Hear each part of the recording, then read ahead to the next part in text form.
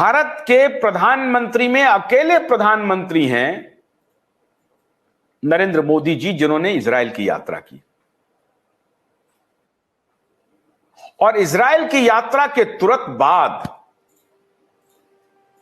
अदानी का एक कॉन्ट्रैक्ट हो जाता है इजराइल सरकार के साथ और इजराइल के और कंपनियों के साथ। और वो बनाती क्या है? सीमेंट से लेकर के एडिबल ऑयल से लेकर के चावल, दाल चीनी, सेब, ये सब तो था ही। एयरपोर्ट, सी पोर्ट, ये सब तो था ही। अब आ गए वो डिफेंस प्रोडक्शन में आ गए। इजराइल से उनकी यात्रा खत्म होती है प्रधानमंत्री जी की। हमारे अडानी जी वहां पहुंच जाते हैं, अडानी जी का डील होता है और अनमैन्ड एयर व्हीकल बनाने का कॉन्ट्रैक्ट आ जाता है और डिफेंस में भी अडानी जी एंटर कर जाते हैं। आपको याद होगा कि प्रधानमंत्री जी ने बांग्लादेश की यात्रा की थी और बांग्लादेश की यात्रा हुई और उधर बांग्लादेश से अडानी जी का एक कॉन्ट्रैक्ट हो गया कि बांग्लादेश के लिए अडानी पावर जो है वो पावर का प्रोडक्शन करेगी और बांग्लादेश को डिस्ट्रीब्यूट करेगी। तो पहले एक कॉन्ट्रैक्ट बना कि बांग्लादेश और अडानी पावर जनरेशन बांग्लादेश में करेगी, वहीं पर अपना प्रोजेक्ट लगाएगी। लेकिन कुछ बात नहीं बनी, उनको लगा कि क्या पता वहां पर काम हो पाएगा नहीं हो पाएगा। तो जो नेबरिंग स्टेट था बांग्लादेश से भारत का, उसमें पश्चिम बंगाल में बात नहीं बन सकती थी, ममता बनर्जी की सरकार थी। झारखंड में सरकार थी भारतीय जनता पार्टी की और भारतीय जनता पार्टी के मुख्यमंत्री थे रघुवर दास। उनसे अडानी जी ने कहा कि भाई हमें 2000 एकड़ लैंड चाहिए। कहा एकदम मिलेगा, क्यों नहीं मिलेगा। और 2000 एकड़ का लैंड लाठी के जोर पे झारखंड के गोड्डा जिले में उनको दिया गया और वहां पर पावर प्लांट लगा, अडानी का पावर प्लांट लगा। उनको जो कोल चाहिए वो भुवनेश्वर से आ रहा है, झारखंड से भी आ रहा है। कोयले की जो आपूर्ति थी वहां से हो रही थी। जमीनें कब्जा की गई। जमीन का क्या मुआवजा दिया गया नहीं दिया गया वो अभी तक डिबेटेबल है, लेकिन कब्जा की गई। इंटरेस्टिंग बात मैं अभी आपको बताने वाला हूं। जो पानी लिया गया वो गंगा से पानी लिया गया, उसके लिए 92-94 किलोमीटर का एक स्पेशल वे बनाया गया, पाथ बनाया गया, उससे पानी को लाया गया। लेकिन ये सारा का सारा पावर जनरेशन 100% बांग्लादेश को ही बेचने का कॉन्ट्रैक्ट हुआ, एमओयू साइन हुआ। उसका 1% पावर भी भारत को नहीं मिलना था, नहीं मिला, नहीं मिल सकता है। जिस स्टेट में पावर जनरेशन हो रहा है उस स्टेट में भी पावर नहीं मिलना है। और वो पावर किस प्रकार से बेचा गया बांग्लादेश को? 1 गुना 2 गुना प्राइस पर नहीं, 3 गुनी प्राइस पर बेचा गया बांग्लादेश में।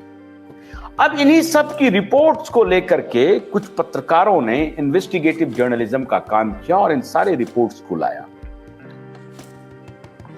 जिस दौरान कोविड था उस दौरान सेल कंपनियों के सहारे पैसे इन्वेस्ट हो रहे थे शेयर में, अडानी के शेयर में, और अडानी का शेयर इन्फ्लेट हो रहा था और फिर अडानी के इन्फ्लेटेड शेयर को गिरवी रखा जा रहा था बैंकों के पास, एलआईसी के पास, उससे पैसा लिया जा रहा था और फिर वो पैसा सेल कंपनियों के पास जा रहा था। इस तरह से रूट हो रहा था। अब ये आरोप लगा है जो आज हिंडनबर्ग की रिपोर्ट आई है, यह आरोप हिंडनबर्ग की रिपोर्ट ने कहा है।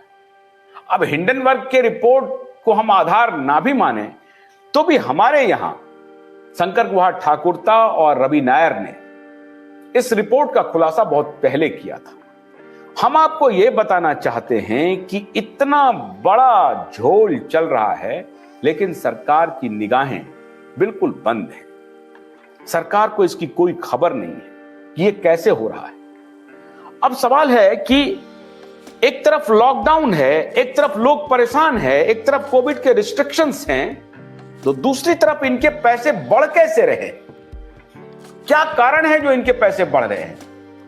इनके पैसे इसलिए बढ़ रहे हैं क्योंकि सरकार पूरी मजबूती से आपके साथ नहीं, इनके साथ खड़ी हो गई है। ये एयरपोर्ट दे रहे हैं, सी पोर्ट दे रहे हैं, दुनिया भर की सरकारों से एग्रीमेंट करके इनको कॉन्ट्रैक्ट दिलवा रहे हैं। कॉन्ट्रैक्ट दिलवा करके शेयर मार्केट में इनका शेयर बढ़ रहा है, शेयर बढ़ते जा रहा है। आप परेशान हैं, आपको दिन रात कोविड की खबरों में उलझाया जा रहा है बेईमान मीडिया के माध्यम से, करप्ट मीडिया के माध्यम से, और इसी करप्ट मीडिया में इनका शेयर भी है। आपको मालूम होगा बहुत सारे, अभी तो एनडीटीवी को उन्होंने खरीद ही लिया अडानी ग्रुप ने। इसके पहले इंडिया टीवी जो रजत शर्मा जी का, आदरणीय रजत शर्मा जी का चैनल है, उसमें इनका इन्वेस्टमेंट है। खैर वो उनका विषय है, वो रजत शर्मा जी जाने और ये जाने। कहने का तात्पर्य यह है कि मीडिया में जो खबरें आ रही थी कोविड के बारे में, वो आ क्यों रही थी? वो आ इसलिए रही थी, और ये बात सिर्फ भारत के ही रेफरेंस में नहीं है, पूरी दुनिया में हो रहा था।